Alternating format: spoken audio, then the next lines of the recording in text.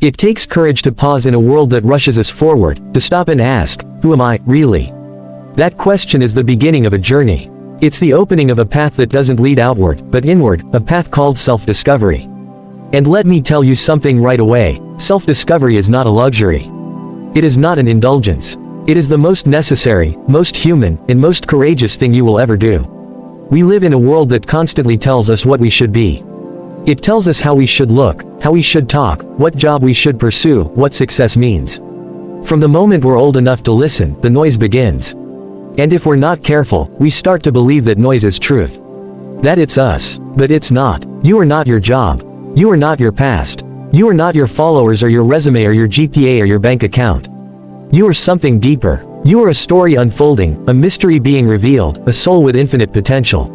And that is why self-discovery matters. Let me ask you this. When was the last time you sat in stillness, not scrolling, not distracted, not performing, and asked yourself, what do I really want? What lights me up? What do I believe in? Not because someone told me to, but because I felt it in my bones. We avoid those questions because they're hard. Because they strip away the masks. Because they force us to look at ourselves without filters, without excuses, without expectations. But within that discomfort lies freedom. Self-discovery begins when we stop outsourcing our worth. When we stop defining ourselves by other people's standards and begin listening to our own inner voice, however quiet, however unsure it might be at first. You were not born to be a copy. You were born to be an original. But to become that, you must be willing to meet yourself, truly and fully. Self-discovery isn't always pretty. It's not all yoga retreats and vision boards. Sometimes it's crying in your car at 2 a.m. Sometimes it's admitting that you've been living a life that doesn't belong to you. Sometimes it's walking away from things that once made you feel safe, because deep down, you know they're holding you back. But let me tell you, there is power in that unraveling. Because every time you break down a false version of yourself, you make space for truth. Every time you face your fears, your wounds, your contradictions, you step closer to wholeness. And wholeness isn't about perfection. It's about authenticity. It's about becoming someone who can look in the mirror and say, I know who I am. I know what I stand for. I know what I want from this life, and I'm not afraid to go after it. That kind of self-knowledge is not just beautiful. It's unshakable. It's the foundation for everything meaningful, relationships, careers, dreams, peace. Here's the hard truth. No one can walk this path for you. You can read every self-help book. You can listen to every podcast. But if you don't do the inner work, if you don't sit with yourself, confront your truths, and ask the hard questions, nothing changes. There is no map for self-discovery. No one-size-fits-all plan. Because your journey is yours. Your pain, your joy, your purpose, they're unique. And while it might feel lonely sometimes, you are never truly alone. Because the more authentically you show up in the world, the more you attract the people, opportunities, and experiences that are aligned with who you really are. So trust the process, even when it's messy, even when it hurts. Especially then, because diamonds are formed under pressure. Stars are born from chaos. And the most beautiful versions of ourselves often rise from the ashes of the lives we thought we had to live. Remember who you were before the world told you who to be. That curious, creative, fearless child who danced without music, who asked 1,000 questions, who didn't apologize for taking up space, that child is still in you. And they are waiting to be rediscovered. Self-discovery is about peeling back the layers that time, trauma, and society have wrapped around you. It's about reconnecting with your essence, not to go backward, but to move forward with integrity and clarity. Don't silence that voice anymore. Don't shrink to make others comfortable. Don't settle for a life that doesn't feel like your own. You owe it to that child within you, to that spark that's still burning, to live boldly, to speak honestly, to choose paths that make your heart come alive. When you discover yourself, you begin to reclaim your power.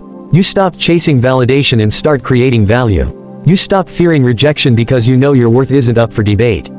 You make decisions not out of fear, but from alignment. You stop existing and start living. And here's what's truly magical. The more you know yourself, the more you give others permission to do the same. Your authenticity becomes contagious. Your courage becomes a lighthouse for those still lost in the fog. We don't change the world by being perfect. We change it by being real. By showing up, again and again, as our truest selves, flawed, growing, unapologetic. Maybe you're here today and you feel stuck. Maybe you're at a crossroads. Maybe you've lost yourself in the chaos of life. That's okay. You are not behind. You are not broken. You are not too late. You are exactly where you're meant to be. Because every moment, every breath, is an invitation to begin again. To choose differently. To turn inward and ask, what would it look like to honor who I really am, right now? Self-discovery doesn't happen in a single moment. It's a lifelong unfolding, but every step you take matters. Every insight, every choice, every act of self-love, it builds the foundation of a life rooted in truth. Final words, a call to remember.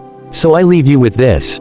Don't just exist. Discover. Don't just follow the script. Rewrite it. Don't wait for permission. Give it to yourself. Because within you is a wisdom the world needs. A light no one else can shine.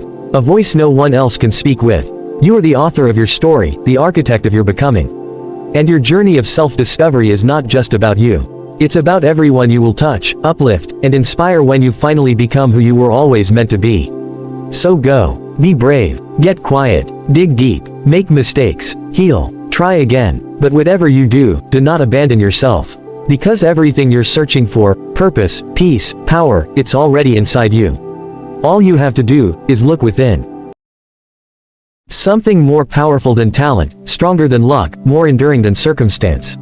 Not the wish to win. Not the hope to win. But the will, that burning, relentless, undying fire within you that refuses to quit, refuses to settle, refuses to let you sleep until your purpose is fulfilled. Let me ask you, how badly do you want it? Because the will to win doesn't whisper, it roars. It doesn't ask for permission, it breaks down doors. The will to win isn't polite. It's messy. It bleeds. It cries. It fights. And when the world says, no, the will to win says, watch me. It's easy to want success. Everyone wants the trophy. Everyone wants the applause. Everyone wants to stand on the podium and raise their hands to the sky. But are you willing to suffer through the silence, the struggle, the solitude that greatness demands? Because the truth is this, before victory is seen by the world, it is earned in the shadows. You see, champions are not born in stadiums. They're born when no one is watching, when the lights are off, when the body aches, when the spirit is tired, but the soul says, one more representative, one more mile, one more try. That's the will to win. The will to win shows up when nothing else wants to. When your friends stop believing in you, when your bank account laughs at you, when your body begs you to quit, the will to win is what keeps you standing. Not because you're unafraid, but because your why is louder than your fear. The will to win doesn't come from comfort. It comes from confrontation, when life hits you so hard that getting up seems impossible, but you rise anyway. I've seen people with all the talent in the world lose because they didn't have the heart. And I've seen underdogs, overlooked, underestimated, unwanted, climb mountains no one thought they could, simply because they had the will. The will to win doesn't care about your background. It doesn't ask where you were born, what school you went to, what resources you have. It only asks, how much are you willing to endure? Because there will be pain. There will be failure. There will be days when nothing makes sense and progress feels invisible. But the will to win turns pain into power. It turns failure into fuel. It turns breakdowns into breakthroughs. Let me remind you, every great achievement you've ever admired was forged in adversity. Michael Jordan was cut from his high school basketball team, but he had the will to win. Oprah Winfrey was told she was unfit for television, but she had the will to win. Thomas Edison failed over 1,000 times before inventing the light bulb, but he had the will to win. It's not about how many times you fall. It's about how many times you get back up. And getting back up doesn't mean pretending it didn't hurt. It means standing up despite the pain. It means saying, this won't be how my story ends. You want to win? Then make it non-negotiable. Make it the only option. Tear up your plan B. Burn the backup bridge. Replace, maybe, with, must. Winners aren't lucky, they're obsessed. They don't take shortcuts. They outlast the excuses. They train when others sleep. They study when others party. They build discipline when others wait for motivation. Because they know, success isn't a moment, it's a mindset. The will to win is not a switch you flip. It's a muscle you build. Every time you push through fatigue, every time you show up on a hard day, every time you do what you must instead of what you feel, you strengthen that muscle. And eventually, it becomes who you are. You don't need to be perfect. You don't need to have it all figured out. But you need to refuse to quit. You may lose some battles. But if you have the will to win, you will never lose the war. Let the world doubt you. Let them tell you it's impossible. Let them say it's too late, too hard, too crazy. And then go out and do it anyway. Because the will to win doesn't listen to opinions. It listens to conviction. And when you act with conviction, the universe bends. Maybe you've been knocked down. Maybe life hasn't been fair. Maybe you're tired. broken, scared, good. That means you're human. But don't you dare give up now. There's someone out there waiting to be inspired by your rise. Maybe it's your child, your sibling, a stranger you'll never meet. Someone who will look at your resilience and say, because they didn't quit, I won't either. You owe it to them. But more than that, you owe it to yourself. You've come too far to stop now. You've sacrificed too much to turn back. You've fought too hard to settle for almost. So, take a deep breath. Stand a little taller. Dig a little deeper. And remember, when everything else fades, when the crowd is gone, when the trophies collect dust, it will be your will, your grit, your courage, your fire, that defines you. The will to win is not about beating others. It's about defeating the voice inside that says, I can't. It's about rising every time you fall. It's about daring to believe that what's inside of you is greater than what's in your way. So go, fight, push, climb, crawl if you must, but don't stop. Don't look back. Don't wait for permission. The prize is not just at the finish line. It's in every step you take with courage. It's in every morning you rise when everything hurts. It's in every second you refuse to quit. That is the will to win. So I leave you with this, not as a challenge, but as a truth. If you want it bad enough, if you're willing to sacrifice, to sweat, to struggle, to bleed for it, then nothing can stop you. Because when a person decides they will not be denied, when their soul is on fire, when their dream becomes their obsession, that person becomes unbeatable. That person becomes unstoppable. That person wins, not just on the field, not just in business, but in life. And that person can be you. Vulnerability, by definition, means being exposed, open to the possibility of harm, or susceptible to being hurt. But in reality, it is so much more than that. Vulnerability is a fundamental aspect of our humanity, a powerful doorway to authenticity, growth, connection, and ultimately, transformation. We live in a world that often equates strength with invulnerability, resilience with stoicism, and power with control. But real strength, real resilience, and real power come from embracing our vulnerability, from daring to show up as we truly are, in spite of, and sometimes because of, our imperfections. When we think about vulnerability, many of us may feel a sense of hesitation or even fear. We worry that if we let others see our weaknesses or imperfections, we will be judged, rejected, or even ridiculed. We worry that if we share our struggles, people will perceive us as less than, or incapable. And yet, paradoxically, it is in our vulnerability that we are most relatable, most real, and most impactful. Vulnerability is not a weakness to be hidden, it is a strength to be embraced. And today, I want to encourage you to consider vulnerability as not just an option, but as a necessity for your own growth and success. Imagine the most impactful moments of your life, those moments that shaped who you are, that shifted your perspective, that led you to a greater understanding of yourself and others. Were those moments defined by comfort and ease, or were they often moments of struggle, challenge, and yes, vulnerability? Vulnerability has this remarkable ability to strip away the facades we wear, to bring us face to face with our true selves, and to open the door for change and connection in ways that nothing else can. The problem is, we often misunderstand vulnerability. We tend to equate vulnerability with weakness, with an admission of inadequacy, or with some sort of flaw in our character. But the truth is, vulnerability is the courage to be open. It is the courage to say, this is who I am, with all my strengths and weaknesses, my victories and my scars. It is a willingness to show up as our authentic selves and trust that we are enough, just as we are. The great social researcher Brené Brown famously said, vulnerability sounds like truth and feels like courage. Truth and courage aren't always comfortable, but they're never weakness. And she's right. It takes immense strength to be vulnerable. It takes courage to admit that we don't have all the answers, that we're still learning, still growing, and still finding our way. Vulnerability doesn't mean that we wear our hearts on our sleeves without discernment. It doesn't mean that we share every intimate detail of our lives with everyone around us.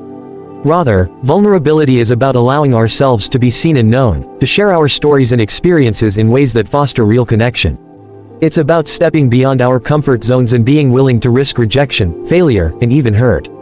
This is the paradox of vulnerability. By embracing our fears and insecurities, we actually find a deeper, more resilient form of strength. Think about the people in your life who have inspired you the most. Chances are, they are individuals who are unafraid to show you their full, imperfect humanity. When someone stands before you and shares their struggles, their failures, and their setbacks, do you see them as weak or courageous? I would bet that you see them as incredibly brave. Vulnerability humanizes us. It makes us relatable, and it opens the door for empathy. When we allow others to see our true selves, we also invite them to be their true selves. Vulnerability is a gift we give to others, just as much as it is a gift we give to ourselves. In the workplace, vulnerability can have transformative effects. It can help us build stronger teams, create more collaborative environments, and foster a culture of trust. When leaders are willing to admit their mistakes, acknowledge their own learning curves, and openly seek input from others, they create an environment where innovation can thrive. They show their team members that it is okay to take risks, to learn from failures, and to continue evolving. Vulnerability at work isn't about oversharing, it's about showing that you are a real person, just like everyone else, and that you value transparency and trust. When employees see this, they feel safe to contribute, to take risks, and to be authentic in return. Think about the alternative. When we hide behind walls of invulnerability, when we pretend to have it all together, we create a distance between ourselves and others. We create a culture where people feel they have to hide their mistakes or struggles, where they are afraid to ask for help, and where they might even avoid taking risks for fear of failure. Invulnerability creates isolation, whereas vulnerability creates community. In our personal lives, vulnerability is equally transformative. True connection, whether with family, friends, or romantic partners, requires us to let down our guard and allow ourselves to be seen. When we hide behind masks of perfection, we deprive ourselves of the opportunity for genuine, meaningful relationships. But when we are honest about our struggles, our dreams, and even our fears, we invite others to connect with us on a deeper level. We create relationships built on trust, empathy, and compassion. But perhaps the most important reason to embrace vulnerability is the impact it has on our own personal growth. When we allow ourselves to be vulnerable, we open ourselves to new possibilities. We become more resilient because we learn that we can survive hardship, that we can face our fears and come out stronger. We become more confident because we know that our worth is not defined by perfection, but by our willingness to show up authentically. And we become more at peace because we no longer have to maintain the exhausting facade of invulnerability. There will always be risks associated with vulnerability. There will be moments when we are misunderstood or when we experience setbacks. But these experiences only make us stronger. They teach us valuable lessons about ourselves and about others. They help us grow in ways that would not be possible if we always played it safe. Vulnerability isn't a one-time choice, it's a practice, a way of living that we commit to each and every day. It's a journey that requires patience, compassion, and courage. So, let me ask you, what would it look like if you allowed yourself to be vulnerable? What doors would open if you let go of the need for perfection and instead embraced the beauty of your true self? What connections could you forge if you allowed others to see the real you, with all your dreams, fears, and aspirations? Embracing vulnerability doesn't mean we abandon our boundaries or lose our sense of self. Rather, it means we cultivate the courage to be seen as we truly are and to see others in return. Vulnerability, at its core, is about choosing to live with an open heart. It is about recognizing that our shared humanity is built on the same hopes, dreams, struggles, and triumphs. And when we live from this place of openness, we not only transform our own lives, but we also become a source of inspiration and strength for others. So, as you go forward from here, I challenge each of you to embrace your vulnerability. Show up as you are, with all your strengths and all your scars.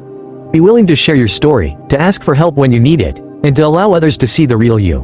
Remember that vulnerability is not a sign of weakness. It is a sign of courage, a testament to your resilience, and an invitation to a life of deeper, more meaningful connection.